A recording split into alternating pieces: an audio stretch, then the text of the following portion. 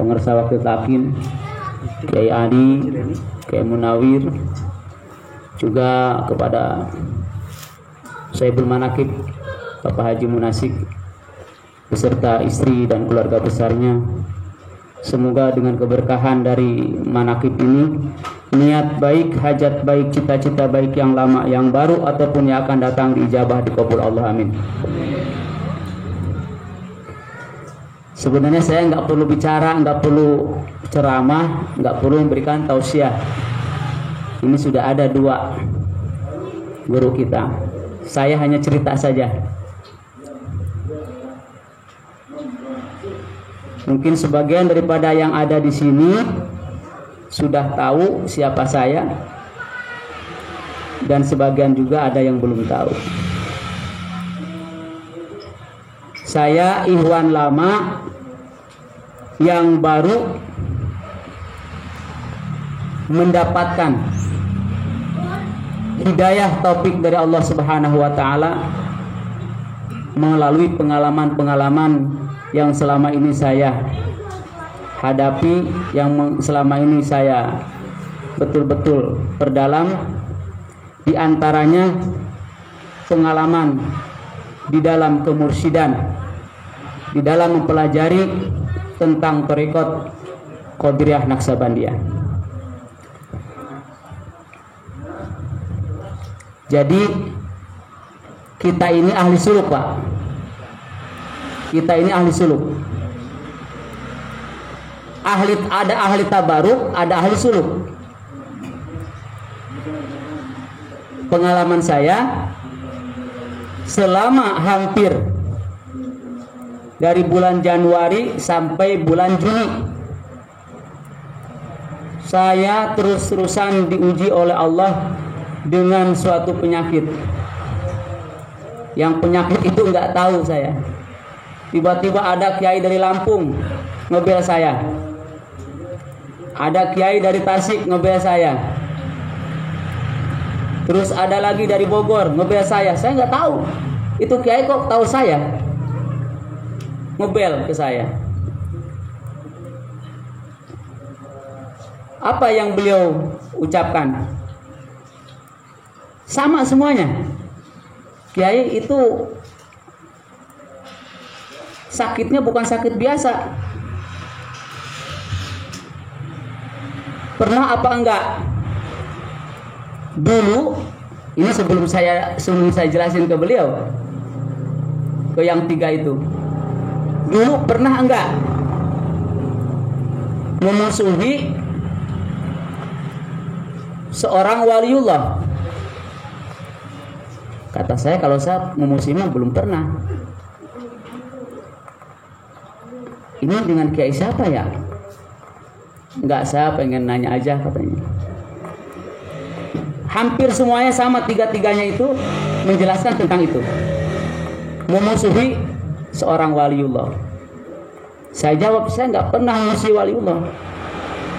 Cuma saya pernah menegur. Kalau musuh nggak pernah, saya pernah menegur. Gitu. Singkat cerita, coba dipikir-pikir. Akhirnya saya pikir-pikir. Dalam perjalanan itu bulan Maret. Bulan Maret itu. Itu mimpi terjadi bulan Januari. Mimpi itu. Ini 15 menit cukup nggak ya? Nah, singkat aja ya. Bulan Januari, pernah dengar gak di Facebook? Saya merobek spanduknya Abah Awas. Pernah? Saya orangnya nih. Ya, ini saya orangnya. Rambut saya lagi gondrong. Ya, tapi kegantengannya nggak berubah.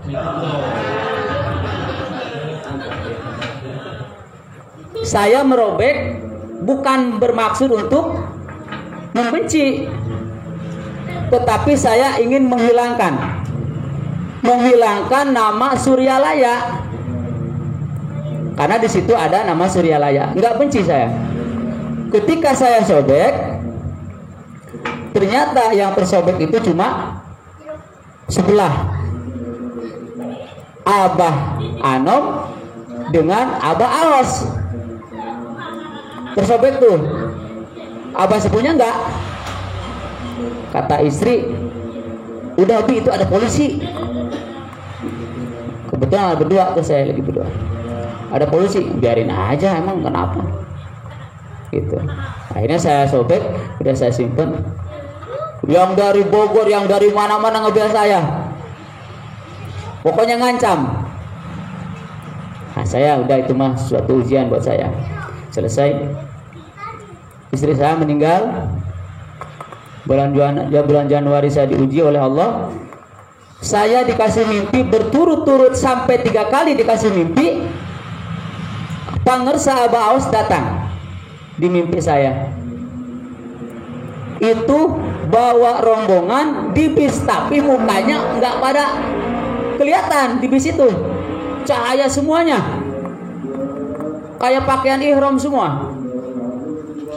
Turun Abah Aos tuh. Saya nggak tahu kalau itu Abah Aos, nggak tahu. Turun, itu di rumah kampung saya di Pelabuhan Ratu. Turun, setelah turun, terus naik ke atas lagi ke rumah saya. Assalamualaikum. Waalaikumsalam. Pangersa ajengan. Ngikut itu cina ngikut wudhu tuh. Di belakang ngobrol sama almarhum nenek saya. Ngobrol tuh di belakang. Tahu ngobrolnya apa? Selesai ngobrol, balik, selesai wudhu, hatur nuhun. Kata saya, sama-sama. Jangan mau kemana lagi? Atos gitu. Naik lagi ke mobil bis. Itu mobil setelah dinaikin sama Abah itu, cahayanya semuanya. Jadi nggak kelihatan tuh mobil. Jalan aja mobil. Selesai itu. Besoknya begitu lagi. Sampai 3 kali mimpi. Nah, yang kedua kalinya ya beda lagi mimpinya. Mimpinya itu ketika saya dalam keadaan sakit ketika itu, dikasih fotonya pangersa Abah Anom. Dikasih foto pangersa Abah Anom. Setelah dikasih foto itu, saya lihat fotonya. Ada Abah Anom muncul di dadanya Abah Aos. Ada Abah Anom, ada Abah Aos. Ini ada apa sebenarnya? Saya sakit kenapa sih ini? Nah, ini ketemunya ketika ada Kiai Lampung ngomong seperti itu. Nah, setelah itu saya ketiga kalinya masuk rumah sakit. Saya nggak bisa apa-apa, dibopong. Ada 3 hari.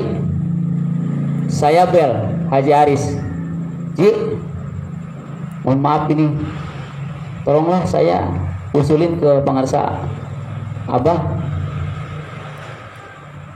Aku naon Kiai cenah. Begitu lagi diuji. Kunaon. Nah, singkat cerita, dibikinin air. Pakai Grab, pakai motor itu tuh, motor apa namanya? Dianterin aja sama Grab itu, kan nggak boleh masuk ke rumah sakit. Dianterin 1 botol. Kata Abah, gak cager cenah. Sok kira keluar, geus keluar langsung ke Abah itu. Saya minum 1 botol gede itu. Alhamdulillah badan enakan. Besoknya nggak boleh keluar. Kata saya, Ji, ini nggak boleh keluar saya. Tolong diusulin lagi. Saya nggak mau lama-lama. Akhirnya diusulin ke sana, ke Abah lagi. Besoknya pulang.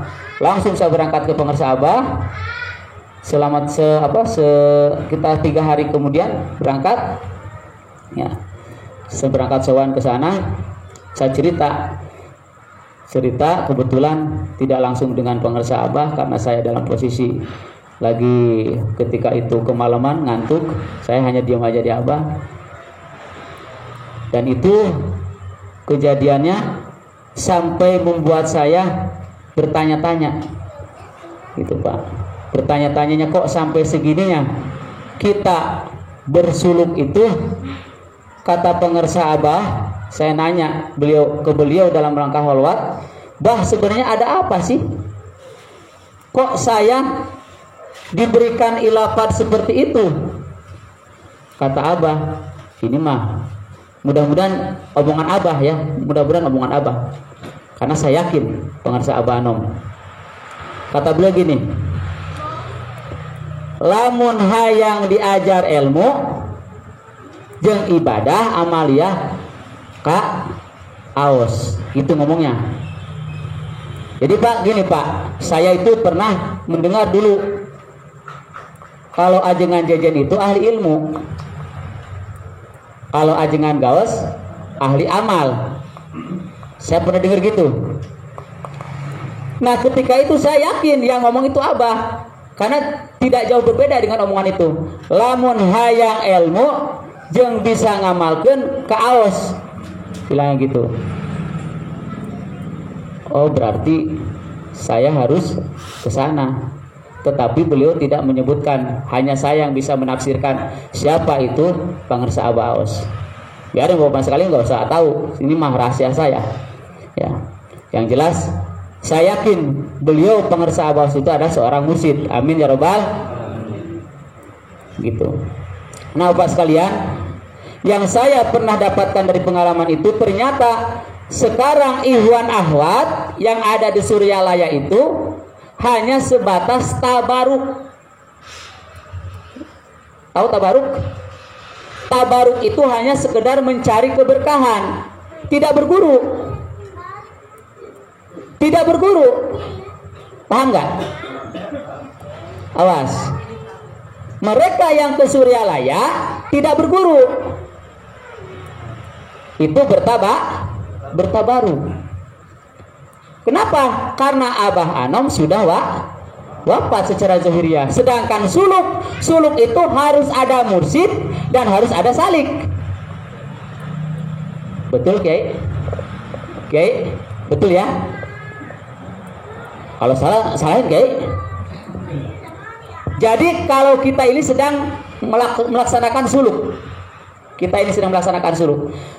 dan seorang mursyid yang diterima ya memiliki seorang murid yang ahli suluk, dan suluk hanya dimiliki oleh seorang murid yang memiliki mursyid. Jadi tidak dikatakan suluk kalau murid tidak punya mursyid. Do you understand? Paham? Nah, jadi gitu ya. Makanya saya sekarang dalam rangka mengikuti apa yang diceritakan dari pengalaman tadi pengarsa Abah, bahwa kalau ingin ilmu dan amal ke Aos. Saya masih berpikir waktu itu, masih panjang lebar. Setelah diterjemahkan oleh saya, ternyata saya baca dalam kitab itu bahwasanya seorang murid itu tidak jadi suluk, tidak jadi salik kalau tidak punya mursyid. Hanya sebatas bertabaruk saja. Artinya mencari keberkahan saja.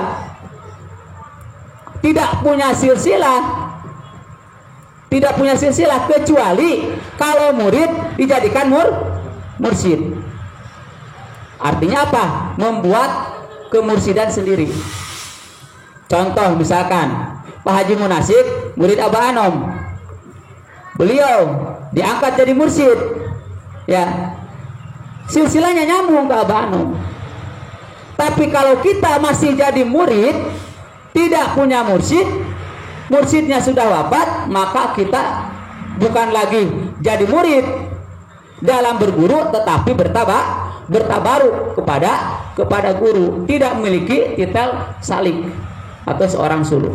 Makanya alhamdulillah ya, saya diberikan oleh Allah ujian dengan diberikannya suatu penyakit ya. Alhamdulillah saat ini saya masih bisa berjalan, masih bisa bicara, masih bisa bertatap muka dengan bapak sekalian, dengan ikhwan ya, ikhwan akhwat semuanya dalam keadaan sehat pula. Saya bisa memberikan pengalaman saya. Jangan ragu dengan Abah Aos ya, masalah kemursidan itu, karena memang tidak akan bisa didapatkan pengalaman-pengalaman itu tanpa ada perjuangan-perjuangan. Saya Ya, orang yang paling pertama dulu, orang yang paling pertama, yang paling vokal di medsos, ya, yang paling vokal di medsos. Kenapa?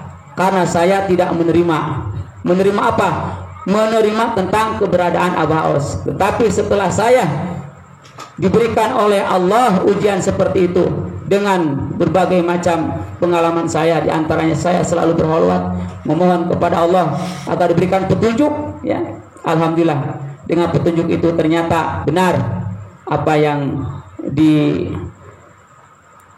oleh Allah Subhanahu wa taala, bahwa Abah Os itu adalah seorang mursyid, ya, seorang mursyid. Insya Allah mudah-mudahan kita bisa mengikuti beliau, ya, kita menjadi ahli ilmu dan ahli amal, bukan hanya sekadar ahli ilmu saja, tetapi harus jadi ahli amal. Kalau orang ahli amal pasti ahli ilmu. Insya Allah, mudah-mudahan. Hanya itu aja, Kiai. Mohon maaf panjang lebar saya bicara karena 15 menit. Saya dikatakan kalau lebih nanti korupsi, ya. Kurang lebihnya mohon maaf. Allahumma fiqhil aqmit thoriq. Wassalamualaikum warahmatullahi wabarakatuh.